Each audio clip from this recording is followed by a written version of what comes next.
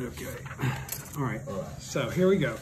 All right. Welcome back, everybody. We're going on to the, I don't know if this is the 7th or 8th. It is. This is the 8th lecture from Daisaku Ikeda on Teachings for Victory, Volume 5. It's called the Daimoku as the Seed of Buddhahood. It's from Volume 2. The whole Gosho is in the beginning of Teachings for Victory. So you guys can read from Teachings for Victory. I'm going to read it actually from the Writings of Nichiren Daishonin, Volume 2. Okay, so that I can, because I got to go to the background anyhow. Okay, so I guess here we go. All right. So background on Daimoku of the Lotus Sutras, or pardon me, the Seed of Buddhahood. Daimoku, the Seed of Buddhahood, is on page 804 and 805.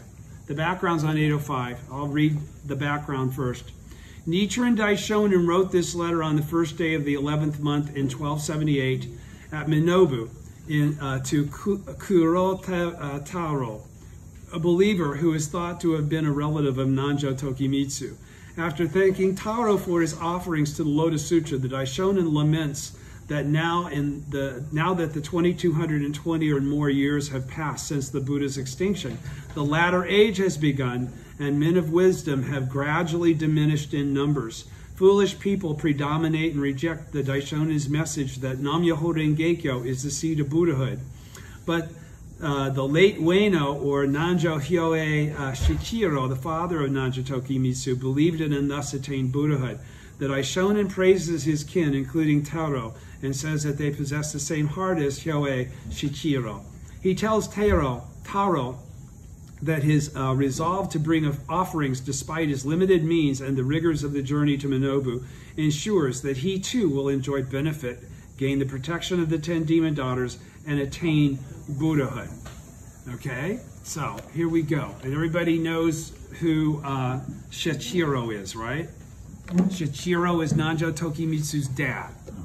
All right, so Daimoku is the seed of Buddhahood on page 804.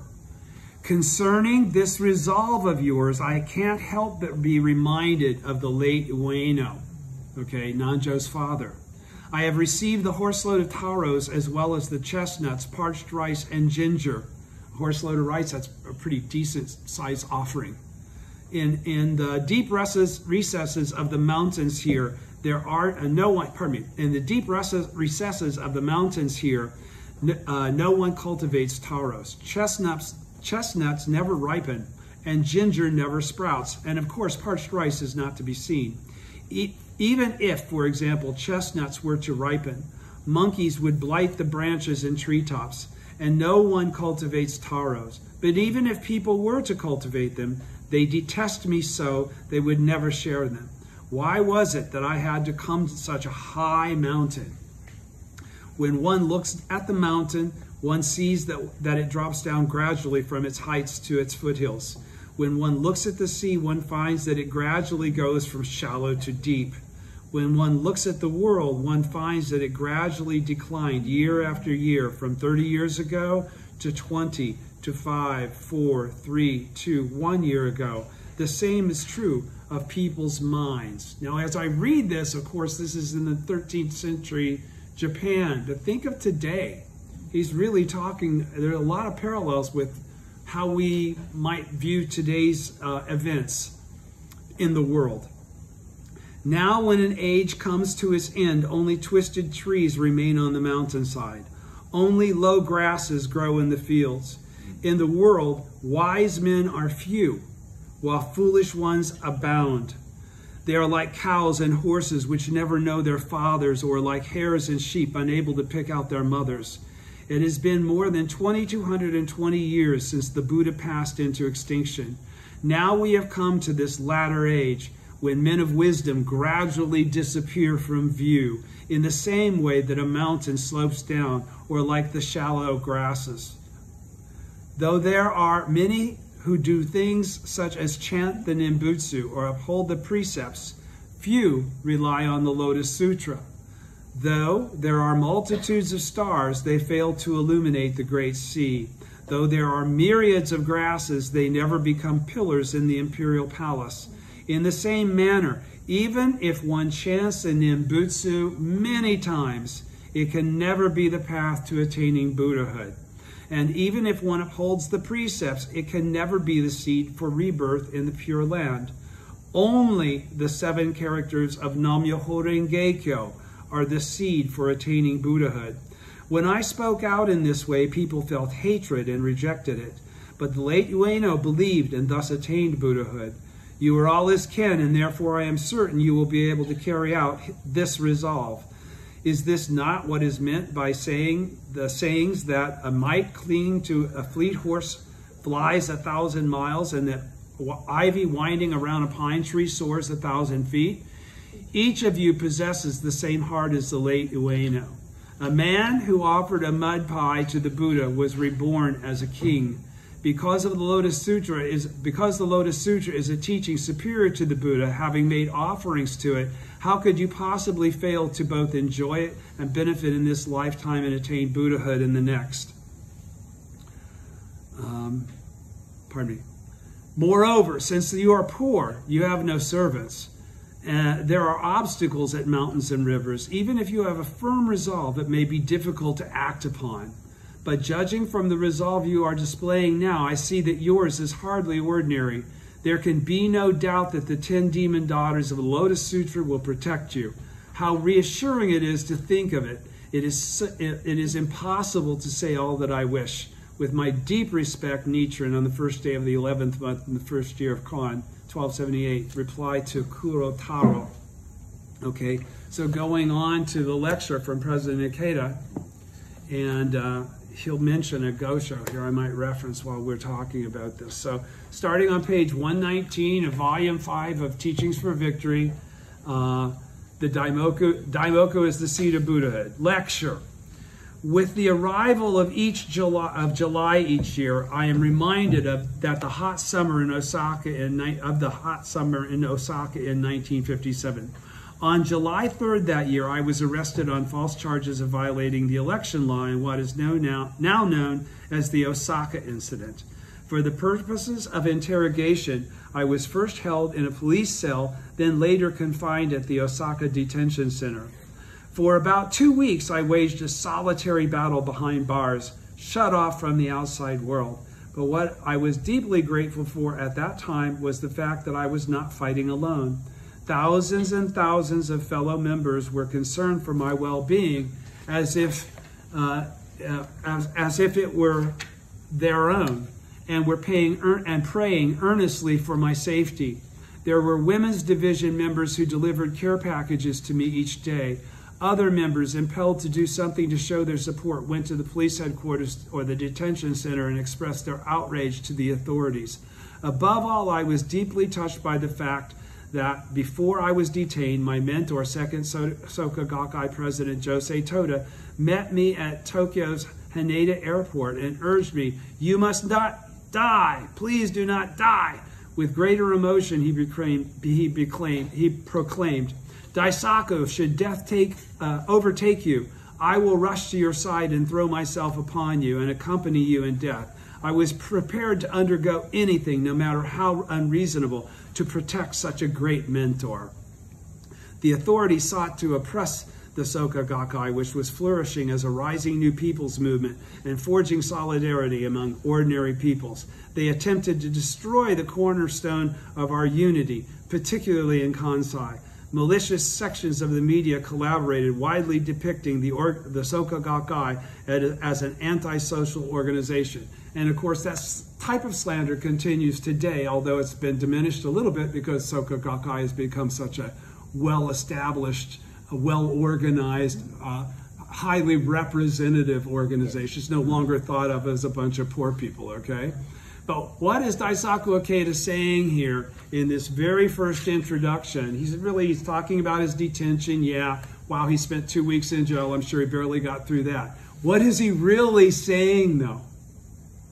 He's saying that when we meet the obstacles of difficulty that accompany a sincere practice, okay, one of the most meaningful things that one can experience is the expression of others' appreciation for the efforts that you've made. they're an incredible source of encouragement. They're also an incredible trigger for the purpose of responsibility you have in your life to do what you have to do as a mission for Cosa Rufu. Okay, when you do enough that people actually thank you for what you've done, it not only makes you feel better, but it qualifies to you that what you're doing has meaning. Okay, so when he talks about the women's division members who delivered care packages to me each day, is that because he was so damn good looking? Do you think? No. Was it just because he had become a leader of the Soka Gakkai? No, he was actually leading them in daily life. This is the territory. Kansai is where President Toda sent him to go try and establish the Soka Gakkai as a religious organization and also build the Komeito Party, because that was also at that time beginning to formulate, okay? So I think that's the message of the first part, is that we take to heart the fact that, the encouragement that we give other people, we have no idea where it can lead. Daisaku Ikeda, at the time he's talking about this and feeling this and experiencing this, isn't the Daisaku Ikeda that we know now as the mentor and all that. He's a young men's division leader, okay, among several other young men's division leaders and many men's division leaders that had actually been around since President Toda, okay? So that's that part. So working for the happiness of the people, because that's the one thing that Daisaku Ikeda bought in on, okay, was that this process of Kosen Rufu, of course, it involved the vision of an organization to support the process of the development of Kosen Rufu, which was named the Soka Gakkai by President Toda, okay, but he actually understood and considered what he was doing was for the people's happiness. The growth of the Soka Gakkai equaled people's happiness. It was not about the growth of the Soka Gakkai for the sake of the Soka Gakkai. It was for the sake of the members' lives. And that's still the case for all of us today. I mean, that's why we practice, if we understand practice. Because once we've whipped the stuff that we have to in our life, if we don't go on by encouraging others or using those experiences to encourage them, okay, we're falling short of where we're supposed to go. We're all supposed to become teachers, all right? At this point in time, he's now making the shift from being a disciple, strictly a disciple of Josei Toda, to now taking the spirit of Josei Toda and teaching it to others. Okay? And that's what we try to do. We try to teach the spirit of Nichiren Daishonin to others, which ultimately is the same spirit as Nesaburo Makaguchi, Josei Toda, and Daisaku Ikeda. All right? So working for the happiness of the people at the bottom of page 120. At the time, the Soka Gakkai was criticized and disparaged as a gathering of the poor and sick. But who in society, if not the Soka Gakkai, was reaching out to help the poor and the sick? Who was joining the people in the midst of their hard-fought struggles against adversity? Speaking with one person after another, encouraging them tirelessly with the promise that they could overcome their difficulties, use their experience to help others, and open the way to happiness and society. And don't forget, where is this occurring? After World War. In defeated Japan after World War II. So that the time is such that there's really no one that has not been affected by the devastation of the sovereign. Okay? They lost the war. They're occupied by an occupying army, which is like never happened in the history of Japan. Okay? So this is a very significant time for everybody. They're experiencing things, actually culturally, that they've been told could never occur. You know? All right, so the Soka Gakkai, continuing first full paragraph on second column, page 120. The Soka Gakkai undertook this most difficult challenge, participating exactly as Nichiren Daishonin had instructed, because what's the practice that these people are practicing? Yeah, because they're being shakabuku'd by Soka Gakkai, they're becoming Nichiren Shoshu believers, but what are they really practicing?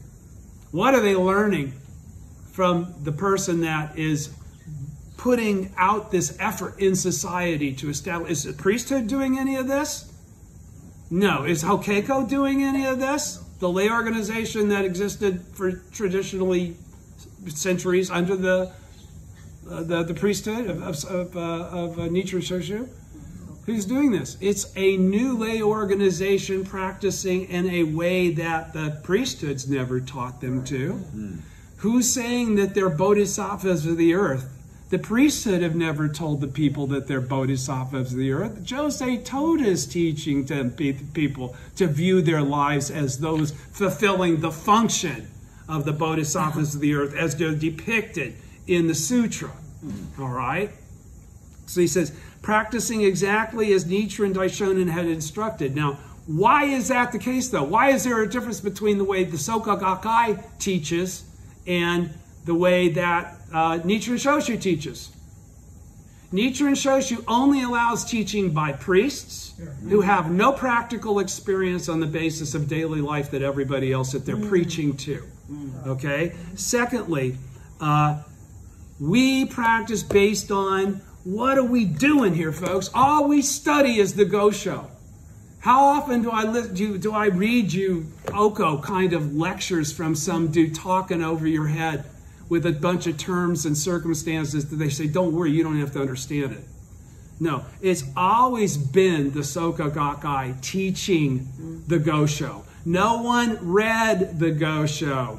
Okay? That was something that the priesthood did. They even said, you people don't need to read the Gosho or understand the Gosho. That's what we do. You go bring us alms. You go support the temple. That's the way you support Kosen Rufu. Keep Nichiren Shoshu going so that Kosen Rufu can happen someday. It's always built out into this far-off thing that you're just supporting a mechanism of sustaining that's never really trying to accomplish anything. Josei Toda came in and said, no, I'm going to do this, Kosen Rufu. I'm going to do widespread propagation. It's time. Okay? So, again, practicing exactly as Nichiren Daishonin instructed is the only reason that that ragtag group of people was able to become the Soka Gakkai. This big, huge, magnificent, rich, worldwide entity. Do you understand? It's because of the Buddhism that they practice. Frankly. Okay? Continuing. It wholeheartedly strove to value and respect all people and to treasure each individual. Why? Because that's what Nichiren Daishonin did. Okay? It wasn't some sort of thing, come to the temple and talk to me. If you want to, like the priest. No. It's get out amongst the people. Be like Nichiren. Live your life and practice his Buddhism the way he practiced it. Okay, according to his letters that he left. Authoritarian forces, and now he goes into, again, think of right now, everywhere in the world, there's a couple different forms of government, all right? A couple different forms of reality for the people that have, that live in the places that they live. Authoritarian forces seek to use people as pawns, moving them about as they please in pursuit of their own selfish aims. Authoritarian forces, influences that say, I'm the most important thing. So the process of making it work is that I get to sustain at any cost. Your job is to sustain me. I can think of several different circumstances. I won't get into politics right now, but this is very descriptive of some of the largest governments in the world. All right? Authoritarian forces seek to use people as pawns, moving them about as they please in the pursuit of their own selfish aims. That is also the essence of what Buddhism refers to as the devil king of the sixth heaven, also known as freely enjoying things conjured by others, and the personification of fundamental darkness inherent in life. So he just qualified authoritarian forces are fundamental darkness. Okay, if you're confused about that politically, understand that. Because they don't ever cherish each individual human life. Every kind of entity that I'm overtly referring to here is the kind that doesn't care about having their people killed. That's not even a concern. It's the power that must be secured, the power that must be protected. The approach of Nichiren Buddhism is the exact opposite of such authoritarian forces. Okay, so Nichiren Buddhism could never mix in that kind of a society, because if you're a Nichiren Buddhist, you have to speak out against this, which could be very, very threatening to you in an authoritarian government, to speak out against what they're doing that is in conflict with what you understand to be appropriate human nature towards other human beings. So it says, Nichiren Daishonin, again, the approach of Nichiren Buddhism is the exact opposite of such authoritarian forces. Nichiren Buddhism focuses on the heart of each individual. Authoritarian governments never do. Individuals are inconsequential. It's the group. It illuminates the essence of each life, seeing the infinite potential for goodness, the indestructible Buddha nature that resides within each person. It's to see all others, regardless of who they are, as equally containing the Buddha nature, as being equal to you. And the SGI is a great human network built on a foundation of one-to-one ties of trust, as its members strive to connect people's hearts and bring people closer together. Each person is important beyond measure, President Ikeda says. Each has an incredibly noble mission. He believes with his whole heart is encouraging you to as well. Reading Nichiren's writings, we see that he constantly directs his compassionate gaze at the life and mind of each individual. The momentous undertaking of Kosen Rufu can never exist apart from compassionate action for the welfare of others and efforts to unite people's hearts. So did you understand what he said there? He says Kosen Rufu can never exist apart from us continuing to live as bodhisattvas of the earth and constantly propagating the law with the actions of our lives, not with just our words. In this chapter, let's study Daimoku as the seed of Buddhahood and learn the essence of humanism in Nichiren Buddhism. So he says, that's what I'm going to whip on you now. I'm going to whip on you the essence of humanism of Nichiren Buddhism. Okay, so continuing on page 121, first column. Praising the faith of a solitary practitioner. Concerning this resolve of yours, I can't help but be reminded of the late Ueno. I have received a horseload of taros as well as the chestnuts, parched rice, and ginger. In the deep recesses of the mountains here, no one cultivates taros. Chestnuts never ripen and ginger never sprouts. And of course, parched rice is not to be seen. Even if, for example, chestnuts were to ripen, monkeys would blight the branches and treetops, and no one cultivates taros. But even if people were to cultivate them, they detest me, so they would never share them. Why was it I had to come to such a high mountain? So, even Nichiren has those moments where he's going, God damn, why is this shit, why did it work out? Why has this got to be so hard? Why did it end up being so difficult? All right? It doesn't matter. It is what it is. Whatever you experience, you created. And whatever you experience, you established as your mission, because that's the karma you wanted to reflect. You're a Buddha. You didn't come here as some half-ass wannabe. Okay? You came here to show the way. So it doesn't matter. Wherever you are is where you're supposed to be. Daimoku is continuing at the very bottom of page 121. Daimoku as the seed of Buddhahood was written on Mount Minobu and addressed to a follower named Kurotaro. The first line, concerning this resolve of yours, I can't help but be reminded of the late Ueno, is actually a postscript. The Daishonin wrote these words in the empty space at the top of the paper after completing the body of the letter. So that first line was actually the last line. You understand, right? Hello? Okay. All right. The late Ueno here refers to Nanjo Hyoe Shichiro, the name of Ueno coming from the name of the village where he lived, the father of Nanjo Tokimitsu. Their last name is really Nanjo. In the second part of this letter, the Daishonin refers to Kurotaro's relationship to the late Ueno by saying, you are all his kin, indicating that Kurotaro was a relative of the Nanjo family. Nanjo Hyoe Shichiro was a steward governing Ueno village in Suruga province. It is not known exactly when he started practicing the Daishonin's teachings. As a retainer of the Kamakura military government, however, he was called to Kamakura for an official tour of duty, and it is believed that he came into contact with the Daishonin during that time. In December 1264, the Daishonin sent encouragement to him when he was ill. That letter, encouragement to a sick person, which I'm going to read a piece of it out of it for you. Maybe not. And addressed it to him. In it, he offers strict guidance, stressing the importance of not being of two minds. Though Shichiro had embraced faith in the Lotus Sutra, his illness had made him feel anxious and tempted to return to his former Nimbutsu practice. The Daishonin, therefore, wanted to help him overcome his doubt and continue on the correct path of faith.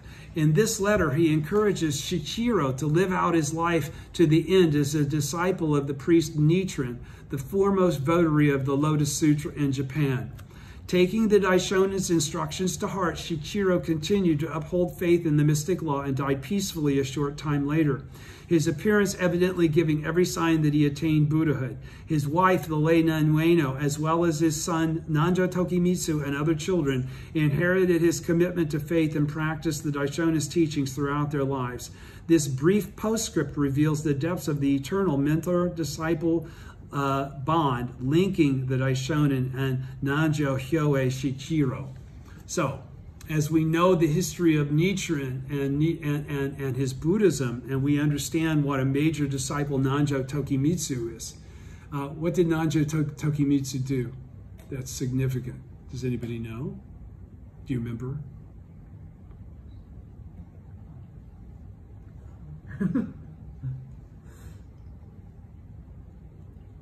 Okay. Nanjo Tokimitsu is the one that supported Nikko Shonin when he left Minobu, because Nikko in Aikeo was commiserating with the region up there, and they were twisting the Daishonin's Buddhism, and Nikko, the teachings, and Nikko in Aikeo said, I gotta go. Okay, and where did he go? Where can I go? So Nanjo Tokimitsu said, come on down here, I'll take care of everything, and we'll build another temple. Okay, that's Taisekuji. Okay, so, and it's because of that split, which is really the difference between Nichiren Shu Buddhism, the Minobu school, and Nichiren Shoshu, which perceives the Daishonin as the true Buddha, the eternal Buddha, the original Buddha. Very different understandings of the teaching. And that particular point is essential and important to you attaining Buddhahood yourself. Okay, you have to understand who the original teacher is. Okay, where your real connection comes from. Okay, so who is Nanjo Shichiro Ueno? Or what is it? What did I just say his name is? Yeah, Nanjo Hyoe, excuse me. Nanjo Hyoe Shichiro. So who is he? He's a guy that by just having faith, he was no different than you or I. He wasn't smarter than any of us. He wasn't an expert at Buddhism, okay?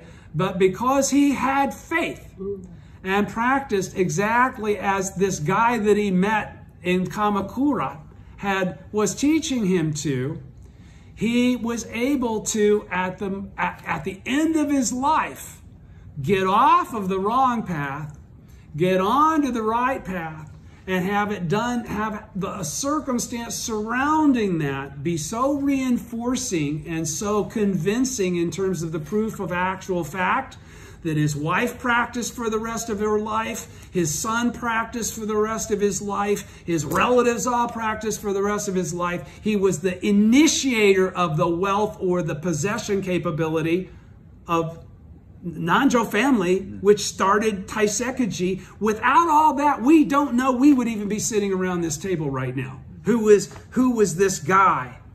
One person can have that effect, because it's not just one person. It's never one person. The realm of the person is a realm in name only, because it never exists outside of the realm of the persons. Why are there three realms of the first two of the three realms got to do with one and then the realm of the two? Because the realm of the one never exists without the realm of the two. The realm of the one and the realm of the two never exists without an environment to live in. That's why they're all the same. That's why they're all united. So you are connected to everything, even though you can't conceive of that. And you don't maybe even understand how that could be possible, or even what the theoretical predication of it is. In actuality, it's not theoretical. If I had time to break it down, I could break it down. It's scientific, because it comes down to, again, relating everything back to the original state. That's Nam-myoho Renge-kyo. And that's all this teaching constantly does, is bring everything back to the original component of all things, Nam-myoho Renge-kyo. And that had never been available to anybody until Nichiren Daishonen's advent. And the only reason it survived is because of people like Nanjo Hyoei Shichiro. Okay, and the only reason it'll continue to survive is because of people like me and like you. If you don't understand your responsibility to the Gohonzon with that level of depth of reality, then you don't understand it properly. You're way underestimating who you are. Way underestimating, almost slandering the law in the process. Okay, so continuing. Deep gratitude for a precious gift of food. At the beginning of on the page 122 in the middle, first column. At the beginning of the body of the letter, the Daishonin lists the food items he has received from Kurotaro, taros, chestnuts, parched rice, and ginger, and conveys his deep appreciation, explaining what rarities they are in the deep recesses of Mount Minobu. The Daishonin refers to each item in surprising detail. This can be seen as an expression of his deep gratitude to Kurotaro, who sent this gift before the start of winter, out of his concern for the Daishonin. With the approach of the harsh cold, the roads there would soon become too perilous for travel, and few would be able to visit him or bring him supplies. In the mountainous area of Minobu,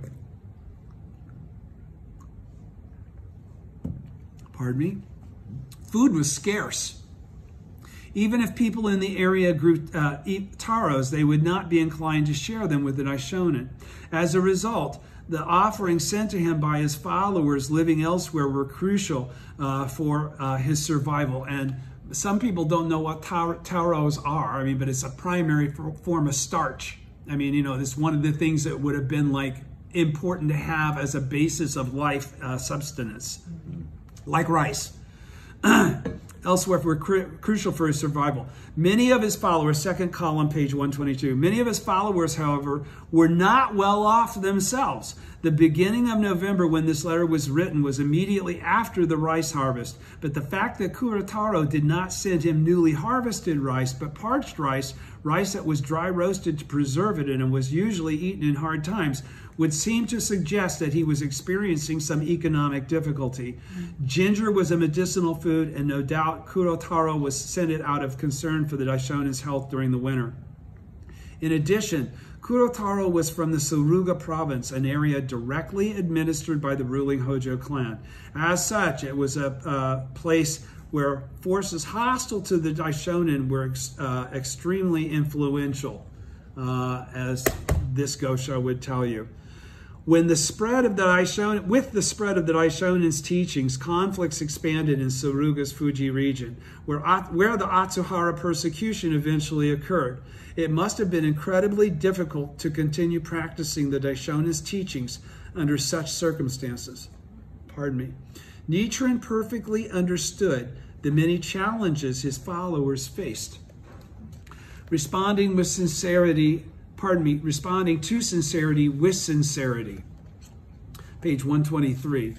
One more letter from the Daishonin to Kurotaro exists. In that letter too, Nichiren thanks him for another offering of taros. In an accompanying note, Kurotaro must have humbly described them as nothing unusual. This is from WND, page 664. Expressing his immense gratitude, the Daishonin replies that the Taros were indeed rare and precious to him, dwelling as he did on Mount Minobu. Continuing, page 123, first column, second paragraph. Fully aware of the indescribable effort and thought that each of his followers, ordinary yet extremely dedicated men and women, put into their offerings, the Daishonin always responded with warm words of appreciation and encouragement. We've read enough Goshos that you know that. He wholeheartedly treasured each person, and you can sense that. You can absolutely sense that. So that, you know, that's really the appropriate perspective we should have on our fellow members as well. In addition to such socially well-established followers as Nanja Tokimitsu, Shijo Kingo, and Toki Jonin, who kind of like were of a little bit upper class, to whom he wrote many letters, the Daishonin also had many other followers as well, people about whom we know few details, but who were still connected to him through golden heart-to-heart ties. Numerous individuals sought him out, practicing his teachings with quiet dedication and devotion. And of course, many of those letters were destroyed by Nichiren Shu because they weren't written in classical Chinese, because the people that were getting them couldn't have read them then. The Daishonin would never overlook their noble struggles. He valued them, praised them, and encouraged them with all his heart, responding to sincerity with sincerity. That is the humanistic spirit of Nichiren Buddhism that each of us should strive to carry on. And I thank you all for your sincerity. An age when people's minds are distorted and confused. Page 123, second column. Everybody's with me, right? I'm not putting you to sleep, am I? Okay. When one looks at the mountain, one sees that it drops down gradually from its heights to its foothills. When one looks at the sea, one finds that it gradually goes from shallow to deep.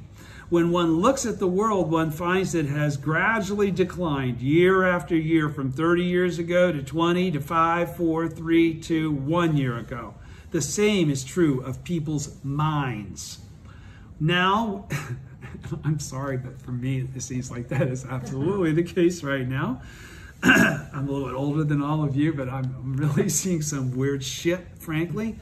Now, when an age comes to its end, only twisted trees remain on the mountainside. Only low grasses grow in the fields. In the world, wise people are few, while foolish ones abound. They are like cows and horses which never know their fathers, and like hares and sheep unable to pick out their mothers. Continue on page 123. Back to the lecture. Mountains slope gradually down, just as the sea gradually deepens away from the shore. As time goes on, Nichiren says, people's minds and life force also gradually decline. Wow, what's it say? As time goes on, people's minds and life force also gradually decline. So what's that qualify to us?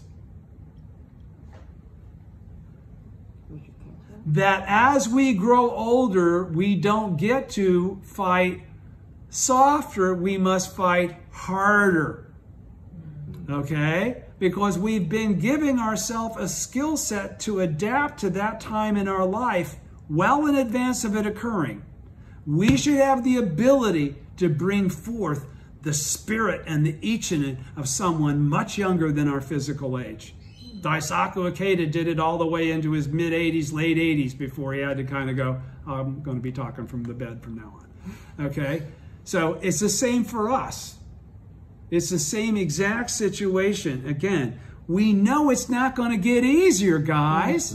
We got to become more diligent and more serious about what the hell it is we're doing. It's okay when we're 25 or 35 to kind of be breezing through this, because we look at the rest of our life as a time when we can get our shit together and really get into it. Well, when you get older, you're going to find that you don't have the energy that you had when you were younger. And to really get into it, you're going to have to really get into it. Okay? So you need to be advised of that and be aware of it and understand the timing that's involved. Okay?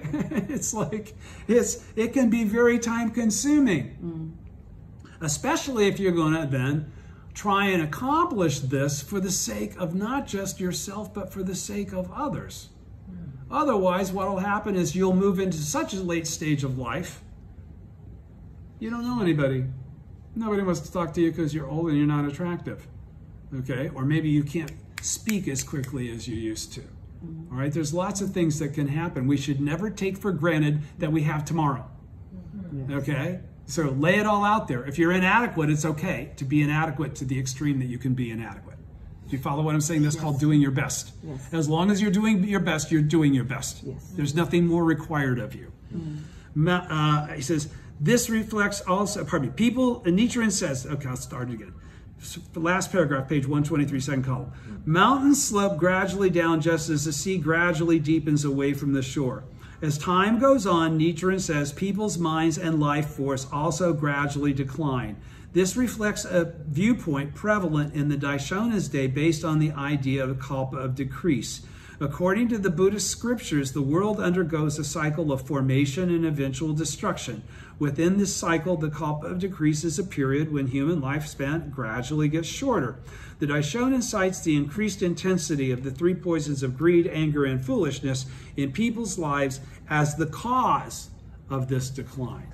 So the Daishonin qualifies that these three poisons increasing intensity is what causes the decline of the people. So what does he say it is? It's really an affliction of the mind of the people, not the character or the potential of the people. It's that nothing is taking them to the place that their mind has the potential to be. It's keeping it clogged up where it's not actually able to shine. Top of page 124. During the Daishonin's day, the shortening of people's lifespans may well have been a troubling reality. The first Mongol invasion of 1274, which had taken place just a few years before this letter was written, was a major incident that had struck terror and anxiety in people's hearts. In addition, the repeated epidemics and famines had caused the deaths of multitudes. Grief filled the land at the loss of many young people to war and many children to illness and starvation. Think of Ukraine. The Daishonin felt the pain, or I could think of Yemen. I could think of many places of conflict where that paragraph, wow, let me say it again. In addition to the repeated epidemics and famines, COVID, food scarcity. We're getting ready to go into this shit big time, guys. I'm trying to emphasize that to you because I'm not full of it. It's coming. It's already in process. It cannot be stopped. Yeah. All right? In addition, the repeated epidemics and famines had caused the deaths of multitudes. We're going to experience this in our lifetimes unless you're not going to be dead tomorrow. Grief filled the land, as it will whenever there's lots of death. It's always a bummer. It's not a good thing. It doesn't lead to happiness or tranquility. It leads to grief and sorrow and strife as people start fighting one another to survive. Grief filled the land at the loss of many young people to war and many children to illness and starvation. The Daishonin felt the pain of the general populace intensely.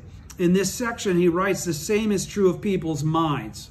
So what you can see on the outside, the source started by their karma, asserting that only twisted, stunted trees and low grasses remain. He is telling us that the people's spirits have become distorted. That's what he's talking about when he's talking about the grasses and the twisted trees. Do you understand? There's no more tall grasses. There's no more grasses that are standing tall and high. Okay? There's no more straight, healthy trees. They're twisted. They're diminished. He is telling us that people's spirits have become distorted and that there is a serious lack of competent leaders, people to call this out and to be able to provide a remedy, that ethics and morals are in confusion. People don't have a correct understanding of how to live, and that people spend all their time in petty disputes and conflicts. In this corrupt and chaotic society, he explains, wise people are nowhere to be seen, and the situation is only growing darker and more disturbed. And so what's that say to us? What do we got to do about that? Is he just informing us to let us know? Why is Daisaku Ikeda putting all this geopolitical shit in here? Because geopolitical shit is reality, folks. As Democrat, those are hard counts. That's all science. Okay? And so what's it qualifying here? The world needs us to stand up as the leaders that we are. If we're bodhisattvas of the earth, make no mistake about it, we're leaders of mankind, damn it. Mm-hmm. If you think of yourself as less than that, then you don't think of yourself as really a bodhisattva of the earth. You think of it as a theoretical bodhisattva of the earth. You don't really live like that's your identity. He says, in this corrupt and chaotic society, he explains, wise people are nowhere to be seen, and the situation only grows darker and more disturbed because nobody's doing anything to change it. Nichiren uses the metaphor of not knowing one's parents to express the foolishness that prevails in this troubled age. The ingratitude arising from not knowing the basic and most immediate form of gratitude, that for one's parents. Ignorance of how one comes to be in this world, of that profound causality in one's life, concerns more than not having gratitude for one's parents. Okay, listen to what he just said here, man. Ignorance of how one comes to be in this world. Now, what is that talking about? Even though you have a mind, never using it to try to discern the depth of the truth of why you exist. Okay? Because that's what leads to Buddhahood. That's the whole question, that process of thought, that process of questioning, okay? Ignorance. What's ignorance? Ignorance is a lack of understanding. What's a lack of understanding come from? Not trying to understand, generally speaking. Not utilizing what's available to understand. That's how you stay ignorant, right? Ignorance of how one comes to be in this world. And that involves your mother and father. I don't give a shit who they were or what they were like or how good a parent or bad a parent or how scarred and screwed up you are as a result. Until you get over the fact that they're your parents. You chose them. Your karmic reality is what chose them. We all choose everything based on the karma we create. Right? Okay, so that's how we come into being, of that profound causality in one's life, that profound connection with your mother and father. You can't get around your genetic reality. All of us have a mother. All of us have a father. Now, that isn't always mommy and daddy. That could be different human beings altogether. But genetically, we all had a precursor that involved, human sexuality that ultimately led to female giving birth through the treasure tower. Here we go. Concerns more than not, ignorance of how one comes to be in this world, of that profound causality in one's life, concerns more than not having gratitude for one's parents. Concerns more than not having gratitude for one's parents. This ignorance reflects a lack of gratitude for many things, including gratitude for all living beings and gratitude for one's teacher. Okay, so what did he just really qualify there? Parent, teacher, and sovereign. In other words, again, you got to have gratitude for your parents. If you don't have gratitude for the country that you live in, again, regardless of what country it is, you are not having gratitude for the reality of your existence. Okay? And the teachers are the ones that help you get your head out of your ass. You're nowhere. And none of the questions are answered. None of the ignorance disappears without teachers. Do you follow what I'm saying? So you don't just think of mom and dad as the source of your life. You think of, what's the source of mom and dad? What's the source of the environment? What's the source of all things? It's the original state. Then you find out, oh, Nam-myoho Renge-kyo is my original parent. That's what he's trying to awaken you to, is to understand what the real message here is. Honoring our parents is a first step, because it's the most obvious one. Okay? They're the ones that fed us one way or the other, generally. Or somebody did. You understand what let me start at the beginning. Ignorance of how one comes to be in this world. Again, that ignorance is really ignorance of the truth of Buddhism. The Buddhism of sowing. If you understand Buddhism sowing, then you understand you do not have this ignorance. It doesn't exist in you anymore. Frankly. Because you get in front of the Gohonzon every day, and your mind is reawakened to the truth that you're the Buddha of original enlightenment, eternally endowed with the three bodies. Okay? And with that awakening every morning in front of the Gohonzon, you're never out of that profound state of awareness. Okay? You guys with me? Mm-hmm. This is about being the Buddha in your present form. Ignorance of how one comes to be in this world, of what profound causality, of that profound causality in one's life concerns more than not having gratitude for one's parents. This ignorance reflects a lack of gratitude for many things, including gratitude for one's teacher. Such ingratitude represents the decline and fall of one's humanity. It's a very important point. It's a very important paragraph. I hope you take it to heart. Chant about what that says. Chant about what that says to you. Awaken that part of your wisdom.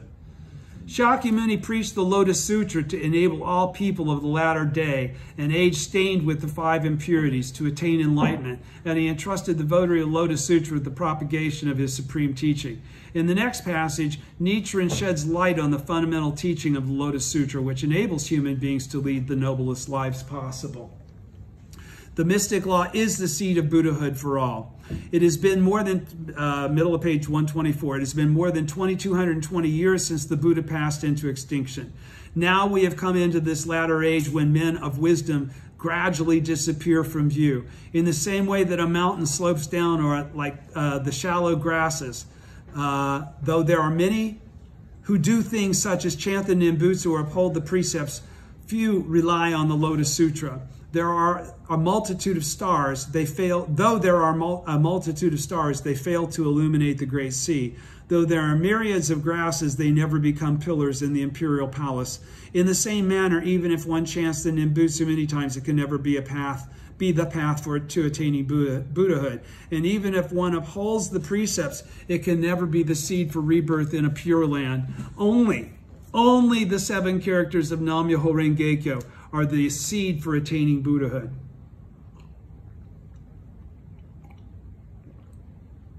Pardon me.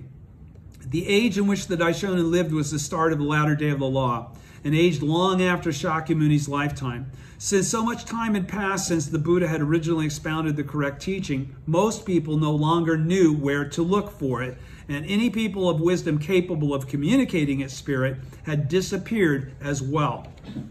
As a result, the Daishonin points out that very few correctly carried out on the Buddha's original intent and put his true spirit into practice. Rather, he says, growing numbers of people throughout Japan came to deplore this world of suffering and sought to leave it. They thus turned to the Nimbutsu practice for rebirth in an otherworldly pure land, or maintained a practice of formalities upholding various Buddhist precepts. So that's Nimbutsu and the precepts issue. Referring to this state of affairs, the Daishonin draws the following parallel. Though there are a multitude of stars, they fail to illuminate the great sea. Though there are myriads of grasses, they never become pillars in the imperial palace. He infers here that no matter how numerous their adherents, erroneous teachings could never be a source of illumination to dispel the darkness of human suffering or be a pillar of support that brings people genuine peace of mind. By extension, therefore, it's crucial which system of thought is adopted as a fundamental norm by society's leaders, or in modern democracy, by each citizen in whom sovereignty resides. It's up to all of us to make our country the way we want it to be, to make our world the way we want it to be. We have a responsibility and we have the means to achieve it. He's saying, going on page 125, second column, what is the Buddha's eternal wish or original intent, which we should never lose sight of, no matter how many times, no matter how the times may change?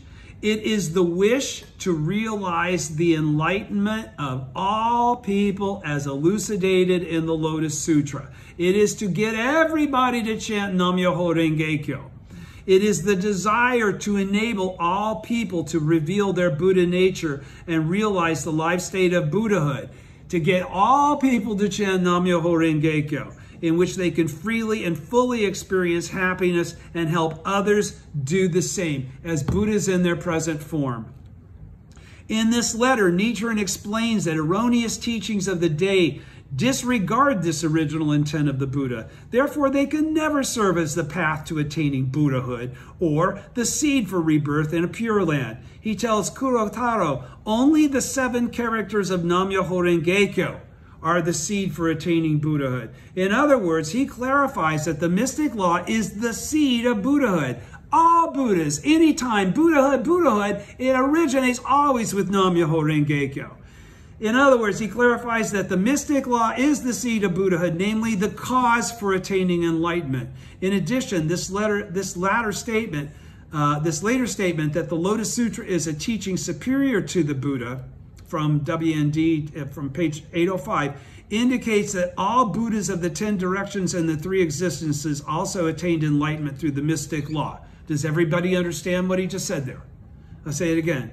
In addition, his latter statement that the Lotus Sutra is a teaching superior to the Buddha. That means it supersedes the Buddha. That means it goes beyond the Buddha. Why? Shakyamuni never talked about Kuan. He talked about Goyaku Jintingo and Sanzen Jintingo, but he never talked about Kuan. Okay, numberless major world system dust particle kalpas is the basis of 3,000 realms in a single moment of life. Okay, Shakyamuni never really talked about 3,000 realms in a single moment of life. Okay, indicates that all Buddhas, so that Daishonin's conviction is that every Buddha that you've ever heard about a Buddha, original Nam-myoho Renge Kyo, indicates that all Buddhas of the 10 directions, 3 existences also attained enlightenment through the mystic law. Everything arises from this fundamental seed, Nam-myoho Renge Kyo. Incidentally, lotus seeds that have been excavated after being buried in the earth for millennia have been made to germinate and produce pure and beautiful flowers. Examples of this are the Oga lotus of Chiba and similar lotus plants that have been derived from ancient seeds and are on display in Gyoda City, in Saitama, and elsewhere. When the conditions are right, a seed manifests its inner nature. Even the tallest tree, stretching into the sky, starts out as a tiny seed, a seed with enormous potential. The seed of Buddhahood in particular unfailingly leads to the blossoming of Buddha nature. The seed of Buddhahood, Nam-myoho Renge Kyo, grows into the great flower of the mystic law within the depths of our lives. It enables us to bring forth flowers of happiness and victory for ourselves and others, unconstrained by any hardship or suffering, because we never fail to overcome any challenge. The Lotus Sutra states the seeds of Buddhahood sprout through causation. And Nichiren writes, because one has heard the Lotus Sutra, which leads to Buddhahood, with this as the seed, one will invariably become a Buddha. Once you've heard the name and the words of the truth, which is Nam-myoho Renge Kyo, to be exposed in Nam-myoho Renge Kyo, you are on the path. You will attain Buddhahood without fail. We talk to others one-to-one about Nam-myoho Renge Kyo, the essence of the Lotus Sutra, enable them to hear it. That's opening the door. That's enabling to hear the name and the words of the truth, and let it resonate in their lives, because it's their lives that will make it show them that's where their power will come from. By doing so, we help ever-growing numbers of people form a connection with Nichiren Buddhism, even if you only get them to say it once, guys. Our propagation efforts constitute the challenge of sowing the seed of Buddhahood, getting people to say Nam-myoho Renge Kyo even a single time, the mystic law in people's lives. We sow seeds. That's why it's called the Buddhism of sowing. In the Japan of his day, the Daishonin identified shakabuku as the method of propagation that was required. Employing this method, which entails refuting the erroneous and revealing the true, invariably results in persecution by the 3 powerful enemies, as the Daishonin indicates in many of his writings. Why? Huh? Why? Invariably is that going to bring on the 3 powerful enemies? Because you're pissing people off. Employing this method, which entails refuting the erroneous and revealing the true, which means you're doing shakabuku. You're not just saying, Chan Nam-myoho Renge Kyo, Nam-myoho Renge Kyo. You're saying, Nimbutsu is bullshit. Okay? That's refutation. All right? So that's why the three powerful enemies come out, because you piss people off telling them that they're full of shit. Okay? Okay, so as the Daishonin indicates in many of his writings, in the next section of this letter too, he describes how people hate him for his sincere and principled practice of Buddhism and refuse to accept his teaching of Nam-myoho Renge-kyo, which he's only come to the conclusion of based on studying all of Buddhism. And so he's going like, well, he's going to get into it here. When I spoke out in this, he says, carrying on the commitment to faith, okay, which is what all of us as bodhisattvas of the earth are supposed to be doing. We're supposed to be living the life of Nichiren Daishonin to demonstrate that it's existence that anyone can have, okay? When I spoke out in this way, people felt hatred and rejected it, but the late Ueno believed and thus attained Buddhahood. You are all his kin, and therefore I am certain you will be able to carry out this resolve. Is this not what is meant by the saying that a mite clinging to a fleet horse flies 1,000 miles and that the ivy winding around the pine tree soars 1,000 feet? Each of you possess the same heart as the late Ueno.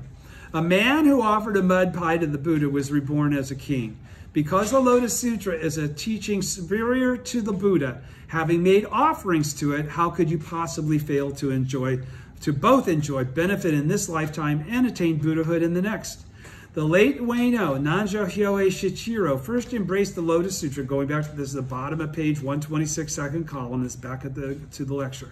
The late Ueno, Nanjo Hyoe Shichiro, first embraced the Lotus Sutra when the Daishonin was the target of harsh persecution. This persecution was predicted in the Lotus Sutra. Since hatred and jealousy toward this sutra abound even when the thus come one is in the world, how much more will this be so after his passing? The Daishonin says over and over and over in his writings. From the Lotus Sutra, page 203. It was at such a time of adversity, when everybody's in his face about what he's saying, that Hyoe Shichiro abandoned his Nimbutsu practice and became the Daishonin's disciple. Now understand, his whole family was Nimbutsu. So he's all of a sudden saying, well, you know, I met this guy. His name's Nichiren. I like what he's saying. Moreover, as noted earlier, Hyoe Shichiro was a retainer of the Kamakura government and held a fief in Suruga province, where the influential members of the ruling Hojo clan held large estates. When he accepted the Daishonin's teachings, not only his family and relatives, but all who knew him must have reacted with surprise and opposition, because they don't know what he's doing. As a lone practitioner in his family, he most certainly would have felt conflicted and faced many trials. With the thoughtful guidance and encouragement of the Daishonin, however, he remained steadfast in faith until his death in March 1265. The Daishonin personally visited Hyoe Shichiro's grave. In a letter addressed to his widow, the Daishonin writes, since your deceased husband was a votary of this sutra, he doubtless attained Buddhahood just as he was. In another letter addressed to her son Tokimitsu, he writes, though your late father was a warrior, he had an abiding faith in the Lotus Sutra, and thus I know that he ended his life in the frame of mind of a true believer. Tokimitsu was only around 6 when his father died, but his father's example of persevering in Buddhist practice until the end of his life was etched in his young heart. Kurotaro, a relative of the Nanjos, was also likely aware of the peaceful passing of Hyoe Shichiro. In Daimoku as the seed of Buddhahood, the Daishonin tells Kurotaro, you are all his kin, and therefore I am certain you will be able to carry out this resolve. He is expressing his hopes and trust that Kurotaro, as a relative, would carry on in Hyoe Shichiro's footsteps on the path of faith. Bonds based on a shared resolve to dedicate one's life to the great vow of propagating the Lotus Sutra are beautiful, noble, and honorable. This commitment must not stop with one individual or one generation. Hey, everybody, remember this. Tell this to your kids. The burning commitment to faith is passed on from one person to another and transmitted from one generation to another. And how it's going to be spoken of and explained is going to be changing in accord with the people in the time, the age, what's relevant to that moment. I'm not explaining this in a 13th century vernacular to you. I'm not supposed to. Okay? and transmitted from one generation to another, forming the horizontal and vertical threads of the beautiful tapestry of hope that is Kosen Rufu. When I read these passages, what comes to mind are the faces of so many unforgettable pioneering members from earlier days of our movement who struggled together with me through good times and bad. They will be with me as long as I live, and indeed throughout all eternity. So he is qualifying here. When we dedicate our lives to Kosen Rufu, the people that we do that with, we have links with them that will never, ever be severed. And it says, and today their children, grandchildren, and other young successors in our organization are carrying on the commitment of these dedicated men and women and faithfully following in their footsteps. My kids better, I'm going to kick their asses. Nothing makes me happier than to learn of the continued health and vitality of our pioneering members of those days. On such occasions, I lose no time in sending them messages and warmly encouraging them. I also, something I should do more to my friends, I'm sorry. I also pray sincerely for all their family members, as I do, friends and loved ones, to enjoy good fortune, benefit, and long, fulfilling lives. That's a sincere prayer that I pray for all of you, for everyone, for everyone. Living out one's life based on the fundamental law of the universe, page 128. Referring to some well-known Eastern proverbs, the Daishonin encourages Kurotaro as follows. Is this not what is meant by saying that a mite clinging to a fleet horse flies 1,000 miles and that ivy winding around the pine tree soars 1,000 feet? I am sure this may bring to mind a familiar, more well-known passage on establishing the correct piece of teaching for the peace of the land. A blue fly, if it clings to the tail of a thoroughbred horse, can travel 10,000 miles, and green ivy that twines around the tall pine tree grows to 1,000 feet. Many members can personally relate to these sayings because of their own experience of becoming happier than they ever imagined possible by practicing Nichiren Buddhism and working to realize Kosen Rufu together with the SGI, the organization faithful to the Buddha's intent and decree. The words, each of you possess the same heart as the late Ueno, means that Kurotaro and other relatives of Shuichiro who are practicing the Daishonin's teachings are carrying on in faith with the same resolve and commitment as the deceased. Next, the line, a man who offered a mud pie to the Buddha was reborn as a king, refers to the Buddhist story about the boy Virtue Victorious.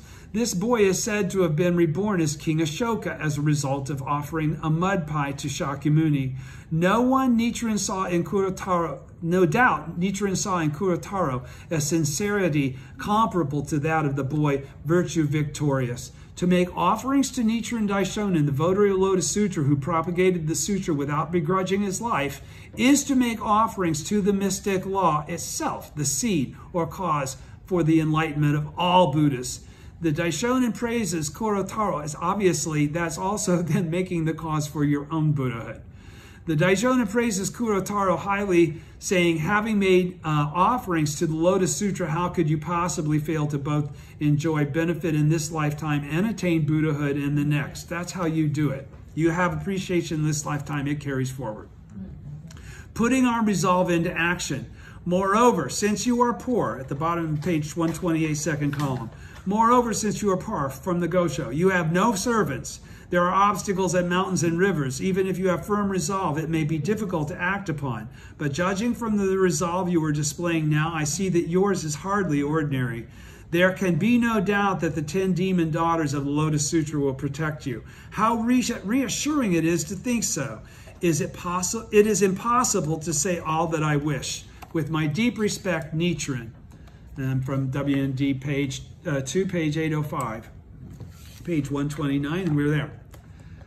It would seem, on page 129, first column, it would seem from the Daishonin's words that Kurotaro was suffering financially. Perhaps he was only barely able to support his family. That he decided to make an offering to the Daishonin and then arranged to have it delivered all the way to Mount Minobu is truly remarkable under such circumstances. In any situation, deciding and then acting to implement one's decision may seem simple, but it is actually quite difficult. What's that saying? How many of you guys have ever made a determination for Kosen Rufu, for your faith? None of you have ever made a determination for faith? Towards your practice, towards anything? Just a thought. Just a thought, okay. Then even if it's just a thought, that just clarifies this. Okay? In any situation, deciding and then acting to implement, like for instance, I had to take 4 months off because shit just got too deep, man. I mean, it's hard. Yes. It's hard. And if you give in to how difficult it is, you'll never get there. Right. All right? So that's what he's saying. In any situation, this is human nature is what he's really saying here.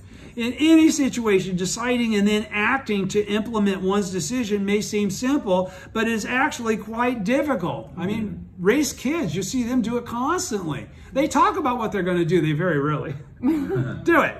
Okay, human beings are weak. That's why they're like they're at. They're children. Yes. We often decide to do things but cannot follow through. Yes. Or do not follow through. Very rarely is it really that we cannot. The cannot is that we do not. Right. Okay? But cannot follow through. We find all sorts of excuses and reasons to delay, and in the end fail in our resolve, never putting it into action. And who gets let down in that process? We do. We let ourselves down. Why things didn't turn out the way they should have is how many times did we really do everything we said we were going to do to fix them? Let's exercise. How much more difficult it was then in those days to make offerings to the votary of the Lotus Sutra and support the great work of Kosen Rufu. Yet Kurotaro did just that. The Daishonin writes, even if you have a firm resolve, it may be difficult to act upon. But judging from the resolve you are displaying now, I see that yours is hardly ordinary. There can be no doubt that the 10 demon daughters of the Lotus Sutra will protect you. How reassuring it is to think so. Okay? And so what did Daishonin just qualify then? He says that because of your firm resolve, you can expect the protection of the 10 demon daughters. Do you understand? They don't just protect you because you're swell. They protect you because of what you do for Kosen Rufu. That's what they pledged. They pledged to protect the practitioners of the law that are propagating it for the sake of Kosen Rufu, right?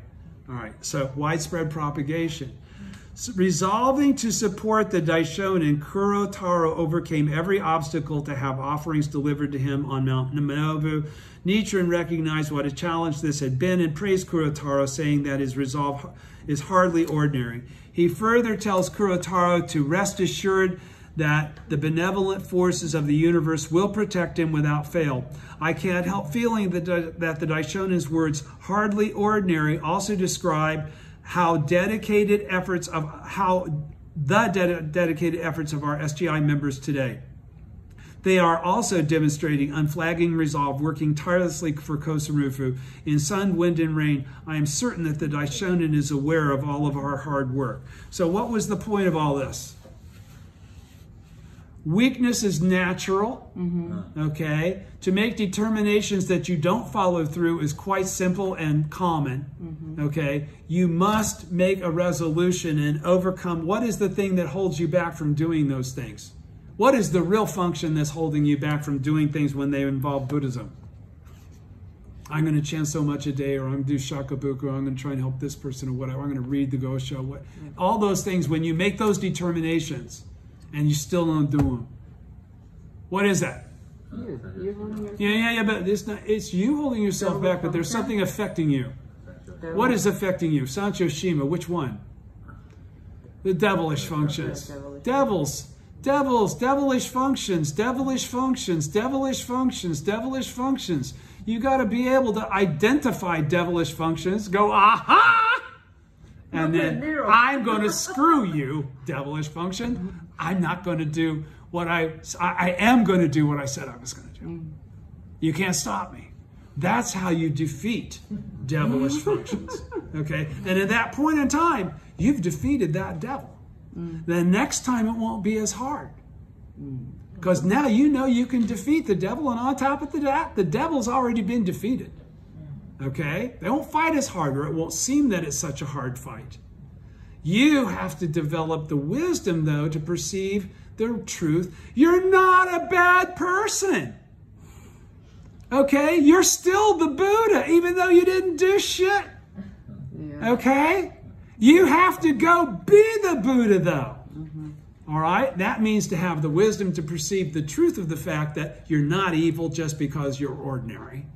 Okay? And that overcoming human weakness is human revolution. Yes. Okay? Absolutely. All right? And it's turning poison into medicine, because that lack of resolve to follow through in the crucial moment will come back and bite you in the ass from the perspective of being able to accomplish what you want to accomplish in life as well. Right? So striving tenaciously in faith, on July 17th, 1957, after being released from the Osaka Detention Center, I attended the Osaka rally at the Nakanoshima Civic Hall. There I declared, let us rise to this challenge with the conviction that the correct teaching and those who strive tenaciously in faith, steadfastly upholding the Gohonzon, will definitely emerge victorious. Okay? Now that's a guy filled with faith getting in front of a bunch of people to say something like that. All right? This was my personal vow and conviction. And did he say something and then not do anything about it? No, he's been following through on that every day since then. That was in 1957. How many years ago? It was 43 and another 22, so about 70 years. 65 years? 65 years he's been upholding that vow. This was my personal vow and conviction, and at the same time, I am sure the ardent resolve of all of those at the meeting. All human beings have the right to become happy, whether they are poor or unheralded by the world or dealing with hardship in some form or another. Indeed, inherent in all people is the fundamental power of the Buddha, with which they can boldly open up the way to happiness for themselves and others. This is not something that authorities can crush or destroy.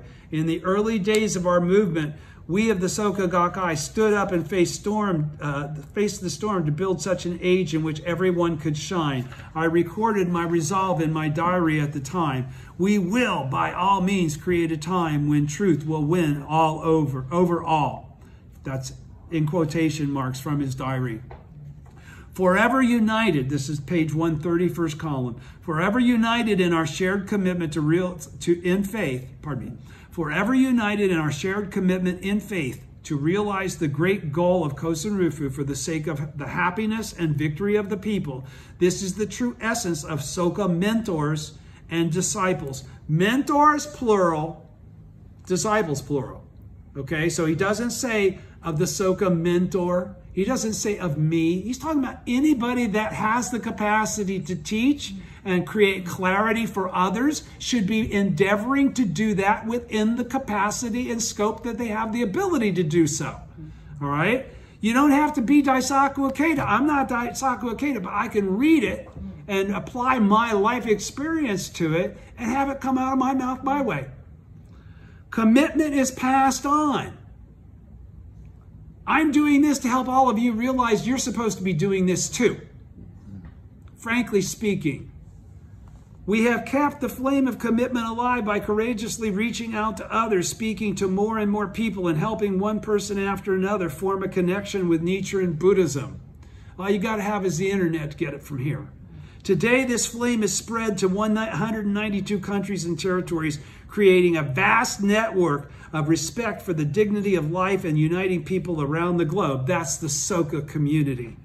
The chanting of Nam Myoho Renge Kyo, filled with sincere prayers for the peace of all humanity, now reverberates all around the world, 24 hours a day without cease, because of the Soka Gakkai.